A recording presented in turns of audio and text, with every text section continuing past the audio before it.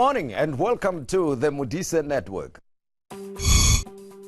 In the program today, we ask Thabang Motsohi, are state institutions fit for purpose? And later we address Gogo Dlamini's service delivery concerns with Deputy Public Protector Advocate Kevin Malunga.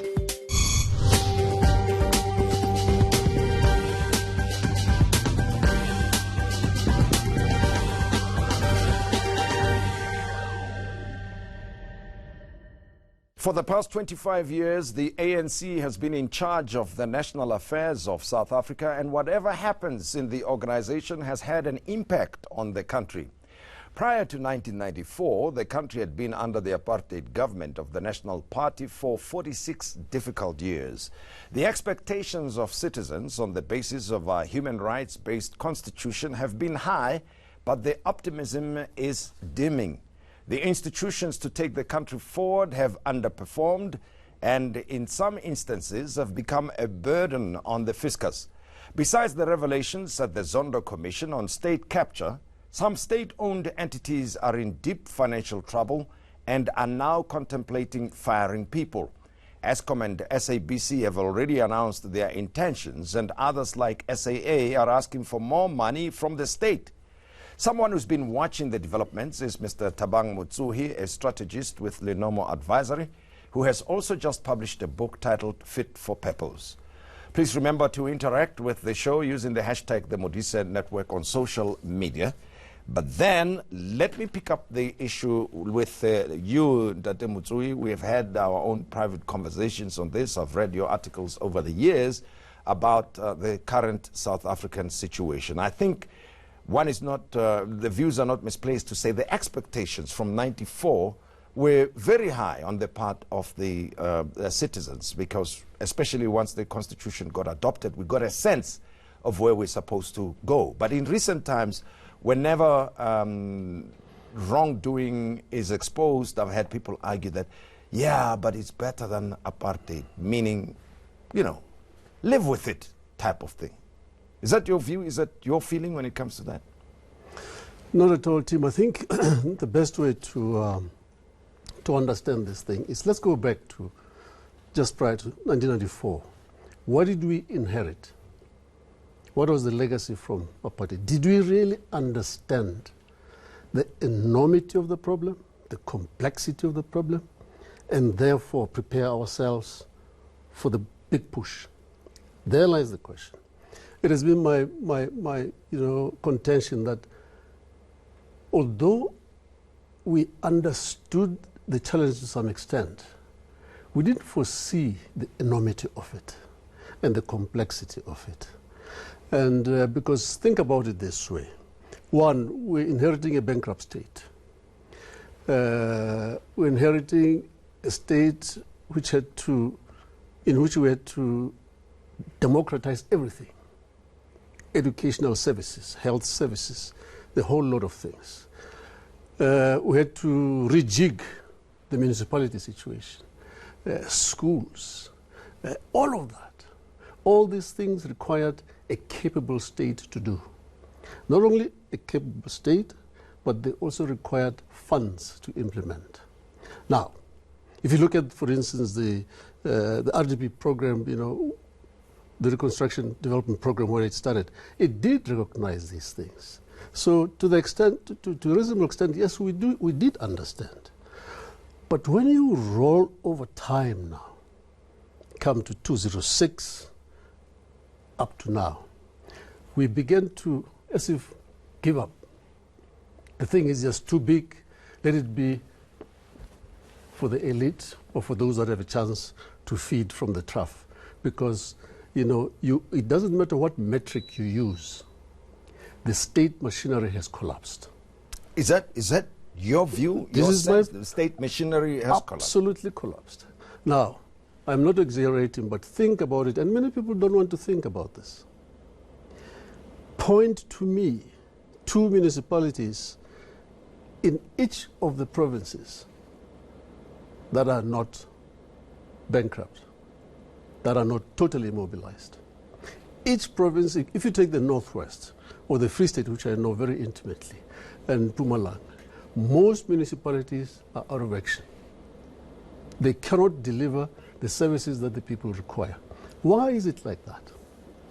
Well, that is what we will be discussing and looking at very closely. And of course, you've even written a book, Fit for Purpose, which is also based on a collection of articles you've written over the past 10 years. I will be very specific when we discuss the book. But I want to deal with the point of the past 10 years, or maybe go back to 2006 when you say things began to collapse. But is it correct to look at the South African situation and blame it on the Zuma administration? Because when we say the past 10 years, in effect, we are saying the presidency of Jacob Zuma, that we blame what is going on him, rather than the other unknown, unforeseen circumstances.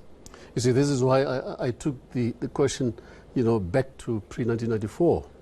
Because if you understood the complexity and the enormity of the problem, as a political party, as an organization, what do you say to yourself? You say, look, one administration is going to have 5 years. There's going to be another one the next 5 years. How do we plan for the next 20 years? To make sure that whatever administration we put in place understands the meaning of taking over the baton and doing the things that have to be done. The first administration up to 2007 under Thabo Mbeki did a lot of things. Realized some growth. The numbers speak for themselves. But that growth team was not inclusive. It did not address the principal problem of unemployment in South Africa, which is, it is not a problem of the skilled, it is a problem of the unskilled. It didn't address that. But now, if you were thinking 15, 20 years, you could have said, okay, fine, we have now stabilized the economy, our debt levels are shaping better, the next team must now take the baton forward and deal with the next challenges, making sure that now we have a capable state. I don't know if you remember, around 2007, 6, 9, almost every politician would stand on the platform and talk about a capable state. We are a developmental state. And so, what do you mean by that? None of them really unpacked that. In simple terms, a developmental state must have the capacity and the capability to deliver, period. But here's another question. Were we too optimistic when we came up with the constitution that we have? Personally, I like to look at the preamble, because the detail is more in section this, section that. But the preamble, for me, summarizes the whole objective of our state and nation. That these are the things to do that make you South African. That's how I understand my citizenship. If I want to understand what it means to be South African, I just go to the preamble, easy to read, straightforward, right? That is human rights, and then we must extend justice to all, as well as uplift everybody in the state. So, is it too optimistic, that preamble in the Constitution? It is not. In fact, coming from the history that we have experienced, prior to 1994, history of well over 300 years, the Constitution encapsulated our wishes, our desires, what we wanted to see as a society that we can all live in and enjoy life in it. The society that is based on justice, law and order, and all those things. You would then have to say the government that came in 1994 should have been, they should have had a political philosophy based on what I normally call a very high level of consciousness for social justice. Now, the ANC will tell you that that's what they believe in. Now, if that is what you believe in, why don't you write it down? That our political philosophy is based on a very high level of social justice. Because if you put that right at the top, everything else slots in. It begins to question, how are you allocating your budgets to make sure that that social justice is achieved? Chapter 2 of the Constitution, all those things, education. It should not just be about access. It's about the quality of the infrastructure that is being accessed. You said something. Health services, all of those. My question was about whether we blame the past 10 years, but let me frame it differently. The capable state that was spoken about does it imply a capable governing party, given the policies of the ANC of deployment? Because if you want to build, I can imagine, you want to build a capable state, right? And you are a party that does not really differentiate much between the state and the party. Let's look at the ANC by itself. Is it a fit for purpose party in terms of building a capable state? Well, look, let's take it one step at a time. At the political level game, you have the party that is in power. That's the political game. And then you have the economical game, where you have entrepreneurs creating jobs and building the economy. Now, obviously, at the political game, you ought to have a party that is capable of understanding in the first place the responsibility that they inherit, the mandate of the people, and then translating that honestly through ethical leadership and determination into positive outcomes. That's what you want. Now, we can take the first 10 years, let's say up to 2006. We tried very hard. And I'm no spokesperson for Thabo Mbeki at all, but we tried very hard. The foundations were created. I call that a stabilization period. In my perspective, from 2007, after the Polokwane thing, we should have gotten into what you might call the execution stage from a very solid platform. What does that mean? It means you must have a very clear game player at the political level, which means the party in power must be clear what they want to achieve.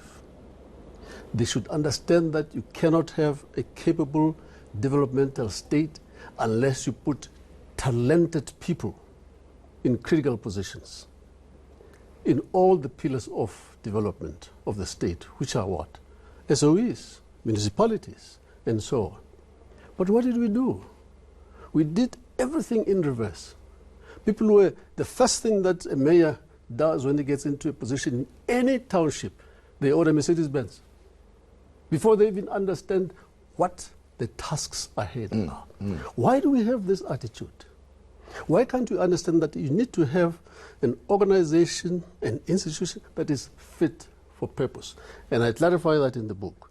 For it to be fit for purpose, unfortunately, it has to have competencies, the right skills, world-class skills to drive it. Think about it, team. Well, let's pause right there because I want to go into the book and talk a bit further now, raising specific instances where your approach and your suggestions may apply. Fit for Purpose, author of the book, Thabang Motsohi, is my guest, and we'll be continuing our conversation with him in a moment. Also participate in the conversation, hashtag the Modise Network. We'll be back in a moment.